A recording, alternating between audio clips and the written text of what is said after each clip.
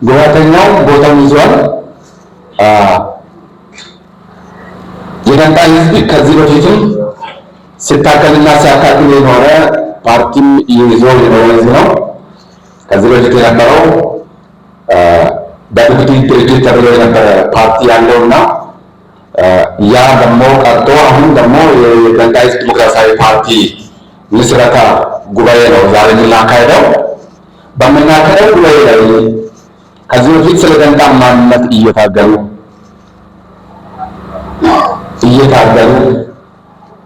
ህዝብን ደግሞ እያታገሉ በህይወት የሌሉ አባቶች አሉ፣ ወንድሞች አሉ። ዛሬም በህይወት ያሉ አባቶች አሉ፣ እየታገሉ ያሉ ወንድሞችም አሉ። እነዚህ ማሰሪያ ይሆን ዘንድ በዛሬው መርሃ ግብር ላይ የተያዘው የህሊና ጸሎት ጊዜ አለ። ስለዚህ በህይወት ላሉ ክብር እየሰጠን በህይወት ለሌሉት ለአንድ ደቂቃ ባለንበት ወንበር ላይ ተነስተን የህሊና ጸሎት እናደርጋለን።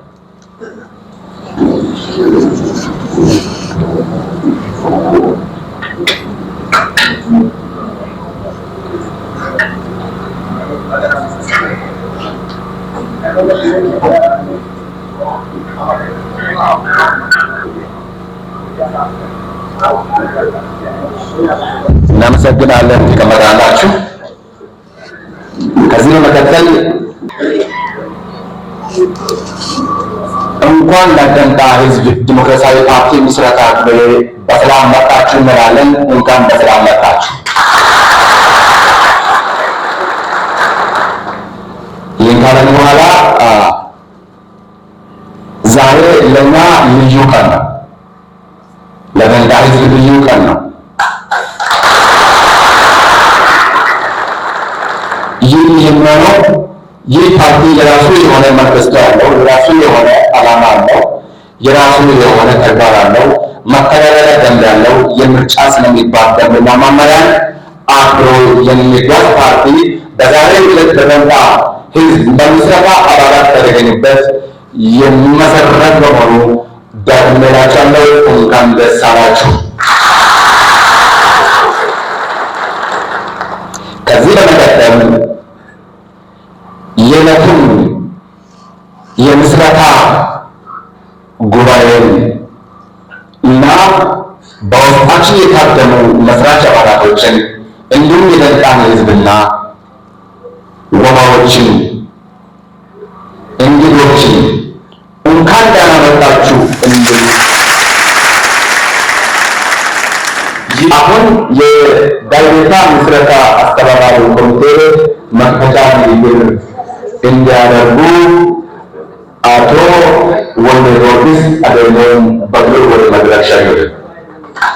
የተከበራችሁ የገንጣ ዲሞክራሲያዊ ፓርቲ መስራች አባላት፣ የተከበራችሁ የኢትዮጵያ ፖለቲካ ፓርቲ የጋራ ምክር ቤት አመራርና ተወካዮች፣ የተከበራችሁ የማዕከላዊ ኢትዮጵያ ክልል የፖለቲካ ፓርቲዎች የጋራ ምክር ቤት መሪዎች፣ የተከበራችሁ የሀዲያ ዞን የፖለቲካ ፓርቲዎች የጋራ ምክር ቤት መሪዎች፣ የተከበራችሁ የገንጣ ህዝብ ወባዎች፣ የተከበራችሁ የሀዲያ ህዝብ የባህል መሪዎች፣ የተከበራችሁ የሲቪክ ማህበራት ኃላፊዎችና ተወካዮች፣ ውድ የብዙሃን መገናኛ ድርጅቶች ባለሙያዎች፣ ይህንን ፕሮግራም በቀጥታ የምትከታተሉ በሀገር ውስጥ በውጭ ሀገር የምትገኙ ኢትዮጵያውያን፣ የኢትዮጵያ ብሔራዊ ምርጫ ቦርድ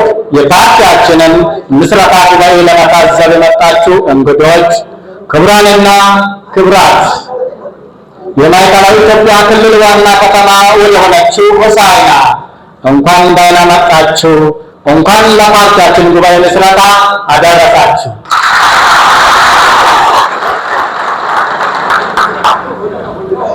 የኢትዮጵያ ሕገ መንግስት ለዜጎቹ በሰጠው የማደራጃት መብትና የኢትዮጵያ የምርጫ ፖለቲካ ፓርቲዎች ምዝገባና የምርጫ ስነ ምግባር አዋጅ መሰረት የገንጣ ህዝብ ዲሞክራሲያዊ ፓርቲ ደሃዴፓ በሚል ስም ክልላዊ ፓርቲ ስናቋቋም አማራጭ የፖለቲካ ሀሳብን ለማራመድ ሀገር ጠንካራ ኢኮኖሚ፣ ማህበራዊና እድገት፣ አስተማማኝ ሰላም፣ የዜጎች ኑሮ ማሻሻል፣ ተሰርቶ ለውጥ የራሳችን አስተዋጽኦ ለማበርከት እና በህዝባችን መካከል አብሮነት የመቻቻል ታሪኮች እንዳይሸረሸሩ እና በጥቂት ክፍተቶች ምክንያት ልዩነቶች እንዳይሰራፈፉ የራሳችን አስተዋጽኦ ለማበረከት በማሰብ ነው ፓርቲያችን ያቋቋመ ነው።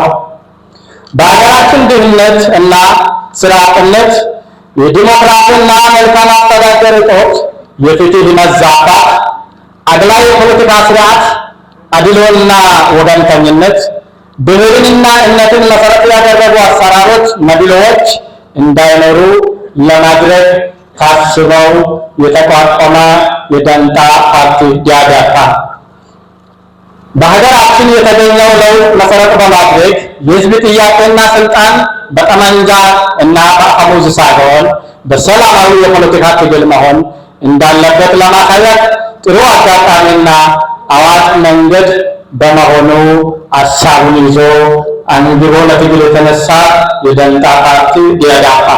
የዲያዳፓ መሰረታዊ ዓላማው የደንታን ህዝብ በኢፌዴሪ ህገ መንግስት የተደነገገውን ሰብአዊ ዲሞክራሲያዊ መብቶችን ተጠቃሚ በማድረግ ራሱን በራሱ እያስተዳደረ ሁለንተናዊ ልማቱ ሙሉ ተጠቃሚነቱን ማረጋገጥ ነው። ይህን ጥቅም ዓላማ ለማሳካት ዲያዳፓ ወይም ደንታ ህዝቦች ዲሞክራሲያዊ ፓርቲ በፖለቲካ፣ በምጣኔ ሀብታዊና ማህበራዊ፣ በኢኮኖሚያዊ፣ በባህላዊ ዘርፎች ስትራቴጂያዊ ዓላማዎችን እና የማስፈጸም ስልቶችን ነድፎ ለመንቀሳቀስ የተቋቋመ ፓርቲ ዲያዳፓ ደንታ ህዝቦች ዲሞክራሲያዊ ፓርቲ ዛሬ በይፋ በምስረታው የደንታ ህዝብ ዲሞክራሲያዊ ፓርቲ ዲያዳፓ በሀገራችን ለሚደረገው ዘርፈ ብዙ ለውጦች አካል ለመሆን እና ሀገራችን ለሚገጥማት ችግር ለማላቀቅ የድርሻቸውን አስተዋጽኦ ማድረግ በሚፈለጉ የሀገራችንን የወደፊት እድል የህዝቦቿን ሰላምና እድገት በሚመኙ ዜጎች የተቋቋመ ፓርቲ ነው።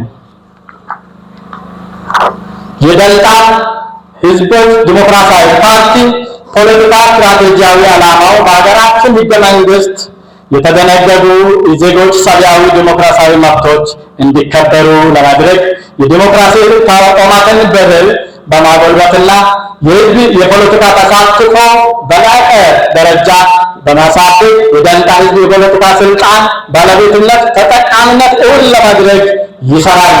ደንታ ዲሞክራሲያዊ ፓርቲ በርትቶ የደንታ ህዝብ ዲሞክራሲያዊ ፓርቲ ዲያዳፓ በሀገራችን አስተማማኝ ዘላቂ ሰላም እንዲደረግ፣ ፍትሃዊ ሀብት ክፍፍል እንዲኖር፣ ሰብአዊና ዲሞክራሲያዊ መብቶች እንዲከበር፣ የመልካም አስተዳደር መሪዎች እንዲተከበሩ፣ የህግ የበላይነት እንዲከበር፣ የፖለቲካ ትግል በምርጫ ብቻ የሚገዛበትን ሁኔታ መፍጠር፣ ዜጎች ሀሳባቸውን በነፃነት የመግለጽ መብታቸው እንዲከበር፣ ህዝባችን በሀገር ግንባታ ውስጥ ሰፊ ሚና እንዲኖረው ለማድረግ የሚታገል ፓርቲ ደንታ ህዝቦች ዲሞክራሲያዊ ፓርቲ ይባላል። ልዩነቶችን በዲሞክራሲያዊ አኳኋን የመፍታት በነፃ የመጠየቅና የመመካከር ባህል እንዲከበር፣ ዜጎች ህገ መንግስቱ ያጎናጸፋቸውን የሰብአዊና ዲሞክራሲያዊ መብቶቻቸው ያለ ምንም ገደብ እንዲጠቀሙ፣ የሁሉም ዜጎች መብቶች የሚከበሩበት የዲሞክራሲ ስርዓት እንዲገነባ፣ ዜጎች መብቶቻቸውንና ግዴታዎቻቸውን ጠንቅቀው የተረዱና የሚተገበሩ እንዲሆኑ ዲያዳፓ ወይም ደንታ ህዝቦች ዲሞክራሲያዊ ፓርቲ በጽናት ይሰራል። በሀገራችን ፖለቲካ ውስጥ የአካታችነት አሳታፊነትና እሳቤ በእጅጉ እንዲዳብር የሀገራችን ህጎችና ፖሊሲዎች ሲራቀቁ እና ሲጸድቁ መላው የሀገራችን ህዝቦች ፍላጎትና ሀሳብ የሚያካትት እንዲሆን የራሱን አበርክቶ የደንታ ህዝቦች ዲሞክራሲያዊ ፓርቲ ያደርጋል። ዜጎች መሪዎቻቸውን በነፃነትና በፈቃደኝነት የመምረጥ እድል እንዲኖራቸው በሀገራችን የሚካሄድ ሀገር አቀፍና የአካባቢ ምርጫ ሰላማዊ፣ ነፃ፣ ፍትሃዊና ዲሞክራሲያዊ እንዲሆን ለማድረግ በርትቶ ይሰራል። በመጨረሻም ጥሪያችንን አክብራችሁ በዛሬ ቀን በመካከላችን ለተገኛችሁ ውድ እንግዶቻችንና የመገናኛ ባለሙያዎች፣ የፓርቲ ምስረታ መስራች አባላት የተሳካ እንዲሆን ድጋፍ ለማድረግ የመጣችሁ የብሔራዊ ምርጫ ቦርድ ባለሙያዎች፣ ጠቃሚ ልምዳቸውን ለማካፈል የመጣችሁ የኢትዮጵያ ፖለቲካ ፓርቲዎች፣ የማዕከላዊ ኢትዮጵያ ክልል ፖለቲካ ፓርቲዎች፣ የሀዲያ ዞን ፖለቲካ ፓርቲዎቻችን አባል ስም በሙሉ አባላት ስም ከፍ ያለ ምስጋና አቀርባለሁ። አመሰግናለሁ። አሁን በመቀጠል አጭር ንግግር የሚያደርጉልን ከኢትዮጵያ ፖለቲካ ፓርቲዎች በጋራ ምክር ቤት ዋና ጸሐፊ የተከበሩ ዶክተር ይልቃ ንግግር ያደርጉልናል። እንዲቀበላል ከኢትዮጵያ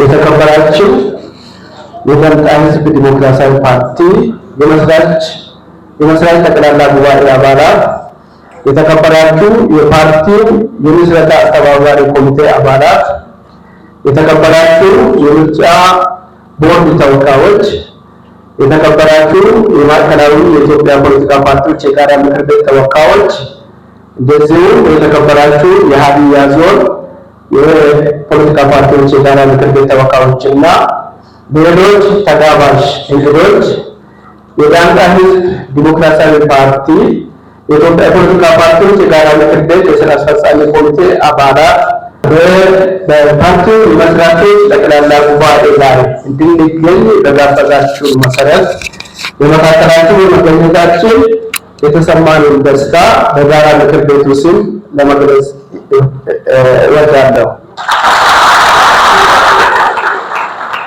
እንደሚታወቀው በ1950ዎቹ ጀምሮ የኢትዮጵያ ሕዝቦች በሀገሪቱ መሰረታዊና ዘመናዊ ለውጥ እንዲመጣ በዘመናዊ አስተሳሰብ ትግል መጀመራቸውን ታሪክ ይነግረናል። በትግል ወቅት ከተቀነቀኑት ጥያቄዎች መካከል የመሬት ላራሹ፣ የብሔር ጥያቄና የህዝባዊ መንግስት ምስረታ ጥያቄዎች ዋነኞቹ ነበሩ። በተለይም የ1960ዎቹ የልዩ ልዩ የህብረተሰብ ክፍሎች ትግል በእነዚህ ሶስቱ ጥያቄዎች ላይ ያተኮሩ ነበሩ።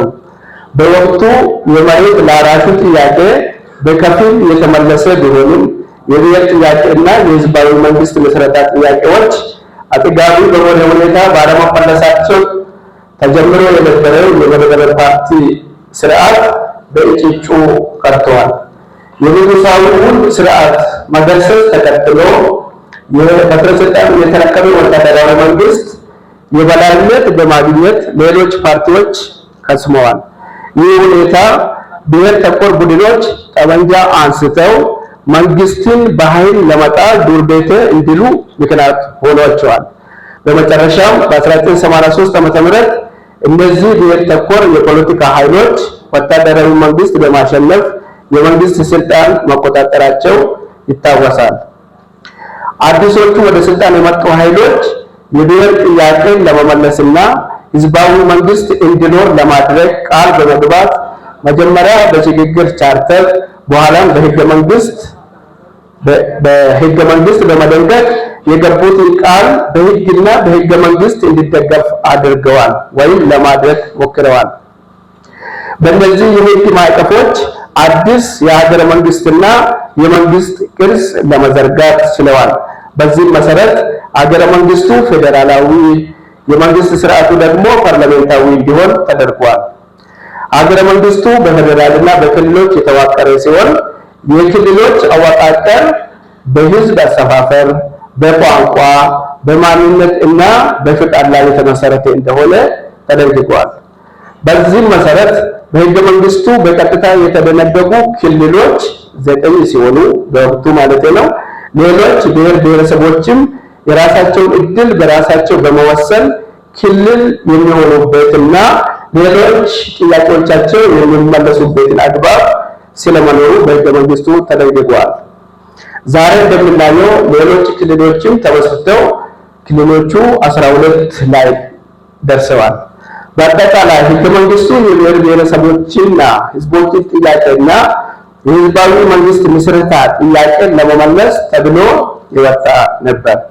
እንግዲህ የተለያዩ ብሔር ብሔረሰቦች የራስን እድል በራስ የማስተዳደር ጥያቄዎቻቸውን በሕገ መንግስቱ አግባብ የማቅረብ መብት አላቸው ማለት ነው።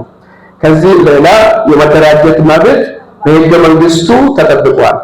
በመሆኑም በኢትዮጵያ ውስጥ ያሉ ብሔር ብሔረሰቦች ሕገ መንግስታዊ መብቶቻቸውን በመጠቀም ተደራጅተው ራሳቸውን በራሳቸው ከመስተዳደር ጀምሮ ከሌሎች ጋር የሚያደርጓቸው ግንኙነቶች መወሰንና ሰላማዊና ህጋዊ ግንኙነት የመፍጠር መብት አላቸው።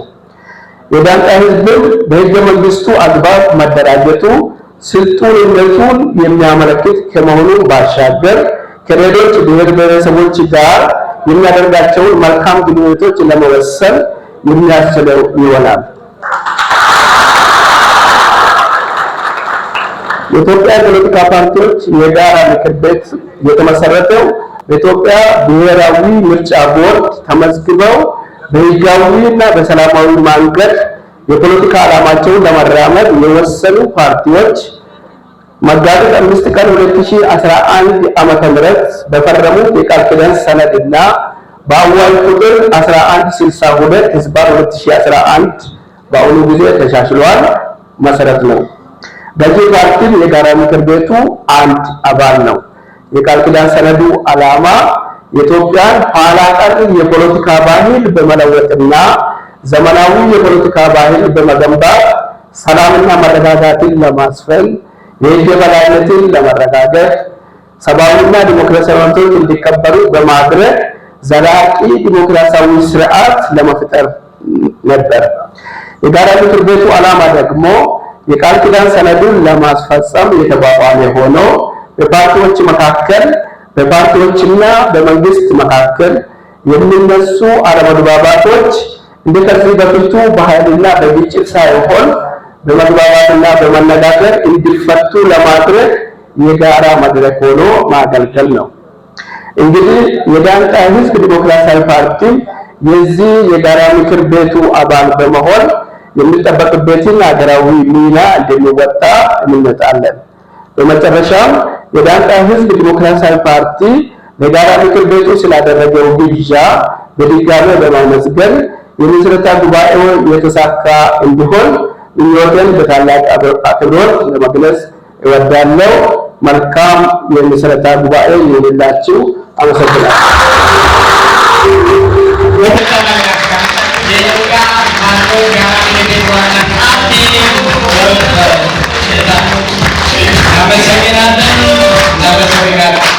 አሁን በመቀጠል ደግሞ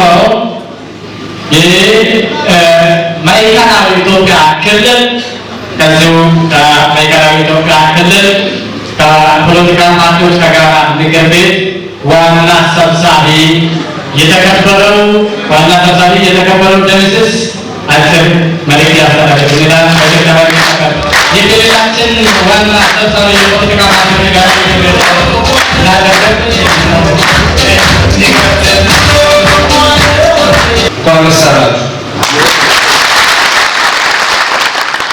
እንኳን እዚህ ቃል አበቃን።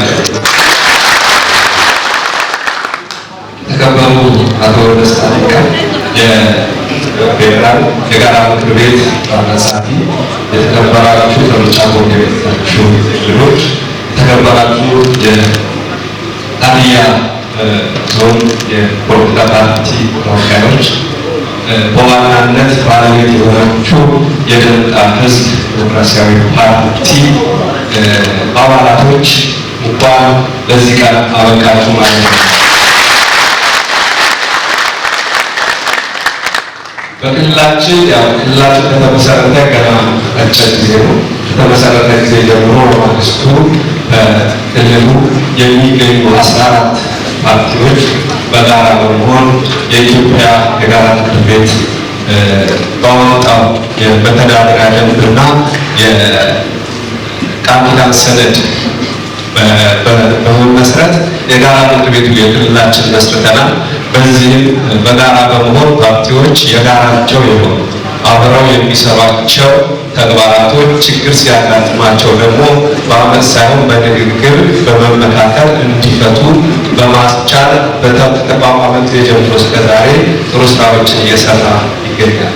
ይህም ፓርቲ ሲመሰረት ያው ችግሮቹን ወይም የገጠሙትን ነገሮች በትግል ለመፍታት እንደዚሁም ደግሞ በሰላማዊ መንገድ ከሌሎች ፓርቲዎች ጋር በመቀናጀት አብሮ ለመስራት ይሆናል ብዬ ነው ማስበውና የፓርቲያችሁ ሲመሰረት የጉርብትናው የጋራው በጋራ የምንሰራው ሁሉ ነገር አብሮ የሚሄድ አንድ ሀገር ናት ያለችን ኢትዮጵያ።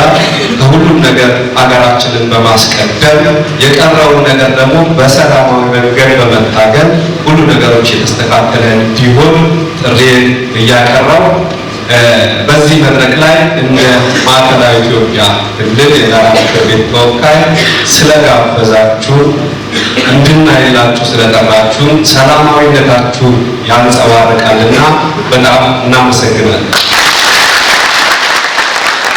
የክልላችን የፖለቲካ ፓርቲ የጋራ ምክር ቤት ዋና ሰብሳቢ ጀምስስን በክብር ወደ ቦታ እንሸኛለን። በመቀጠል እናመሰግናለን። ትልልቅ የደንታ ህዝቦች አባቶች እንደዚህ የሚታወቁ ውብ ግሩምና ድንቅ አድርጎ ፈጣሪ በአምሳሉ የፈጠራችሁ ትልቅ ለራሳችሁና ለእግዚአብሔር ክብር እንዲሆን እስቲ ምስጋና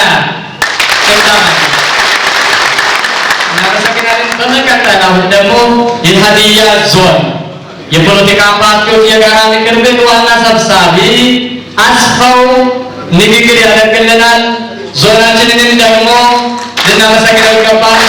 ያው ደብዳቤ እየጻፈ ሰራዊት እየመደበ የሀዲያ ዞን አቃፊ ነው፣ አሳታፊ ነው። በጣም መንግስት ነው፣ ትክክለኛ መንግስት ነው። እንደ ፀሐይ ነው ሁሉም ያበራ ነው። ለሀዲያ ዞን እንደገና ጭብጨባ። ሀዲያ ዞን ጭብጨባ። እሺ፣ አመሰግናለሁ። ገለቶም አባይቱ ማተኮ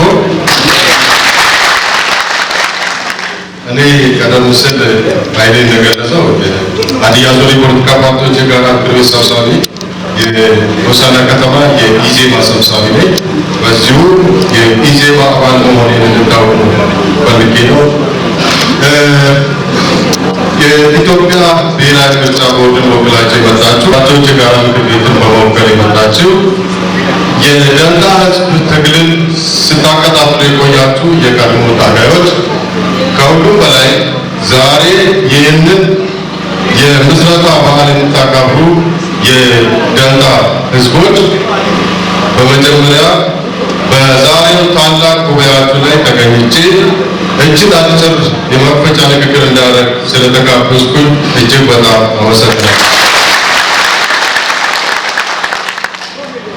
የሀዲያ ዞን የፖለቲካ ፓርቲዎች የጋራ ምክር ቤት 9 የፖለቲካ ፓርቲዎች በተለይም አገር አቀፍ ፓርቲዎችን ይዞ የሚንቀሳቀስ የጋራ ምክር ቤት ነው።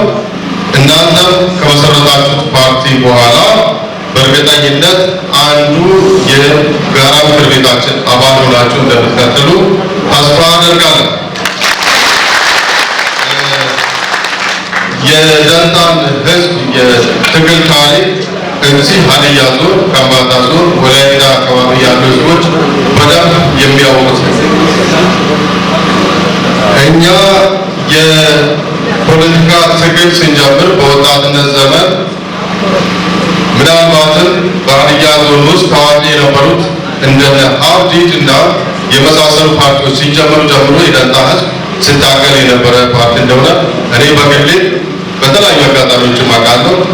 የጽናት ህዝብ እንደሆነ ተገንዝቤያለሁ። ዛሬ ትላንት ከሌሎች ህዝቦች ጋር ሆኖ ለመሰረት ሲሞክር እንደነበረ አሁን ግን ለራሱ ደንታ ብሎ ለመመስረት በመብቃቱ እንኳን ደስ ያላችሁ። በመቀጠል ከሚመሰረቱት ፓርቲ ጋር ከሌሎች ፓርቲዎችና ህዝቦች ጋር በኢትዮጵያዊነት የማይደራደር ዜጋ ለመፍጠር ፓርቲያችሁ ትግል የሚያደርግ ፓርቲ እንዲሆን መታገል አለባችሁ። የብሔር ፖለቲካ ብቻውን ውጤታማ አያደርግም። የእያንዳንዱ ግለሰብ መብት ሲከበርለት የብሔሩ መብት ይከበራል፣ የኢትዮጵያዊ መብት ይከበራል ማለት ነው። ስለዚህ እናንተ ትግላችሁን ደንታ ህዝብ ውስጥ ሌሎች ህዝቦችም እንዳሉ አትርሱ። ከነዛ ህዝቦች ጋር ተባብራችሁ በኢትዮጵያ ዴሞክራሲያዊ ፓርቲ ምስረታ ውስጥ የራሳችሁን አሻራ አስቀምጣችሁ ለማለፍ መታገል አለባችሁ ማለት ነው። በዚህ ዓመት ምርጫ ይካሄዳል። ለምርጫው ከፍተኛ አስተዋጽኦና ፉክክር ከሚያደርጉ ፓርቲዎች አንዱ ይሆናል ብለን እንጠብቃለን። ይሄ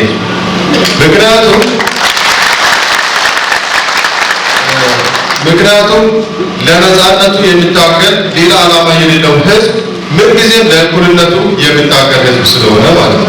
ስለዚህ በየአካባቢያችሁ በዘንድሮ ዓመት ሁኔታዎች ከተመቻቹ ምርጫ ይካሄዳል ብለን እንጠብቃለን። በዚህ ምርጫ ላይ ዜጎቻችሁ፣ ዘመዶቻችሁ፣ ጎረቤቶቻችሁ ጋር በአንድነት በሚቸግራችሁ ነገር ሁሉ እየጠየቃችሁ ለመፍትሄው እኛም አብረን እየታገልን በአካባቢያችሁ የሚደረገውን በአገር አቀፍ ደረጃ የሚደረገውን ተወካይ በማቅረብ ምርጫው የተሳካ ውጤታማ እንዲሆን ትግል ታደርጋላችሁ ብለን እየጠበቅን ምናልባትም በ97 ዓመተ ምህረት ተካሂዶ የነበረው የቅንጅት ስርዓት በአዲስ አበባ ላይ አካሂዶ የነበረው ለዚሁ በሀገራችን የሚካሄደውን ሊካሄድ የሚችለውን ምናልባትም በዚህ ዓመት ባይካሄዱ በሚቀጥለው ዓመት ሊካሄድ ይችላል። የህዝብና የቤቶች ቆጠራ ላይ ህዝባችሁን በነቃ ሁኔታ በማሳተፍ በማስቆጠር በማስተባበር የህዝብ ቁጥራችሁን በደንብ ማወቅና መያዝ አለባችሁ። ይሄ ካልሆነ ትግላችሁ ፍሬያማ አይሆንም። የእናንተ ትግል እስከዛሬ ስጋጭጭ የነበረው የህዝብ ቁጥራችሁ ስንት እንደሆነ አይታወቅም። በአንድ የተወሰነ ጂኦግራፊካል ኤሪያ ላይ አትኖሩ፣ የራሳችሁ ቋንቋ የላችሁ የሚሉ አንዳንድ ፕሮግራሞች የሚያመጡት የነበሩ ምላሾች ናቸው እስከዛሬ ያለው።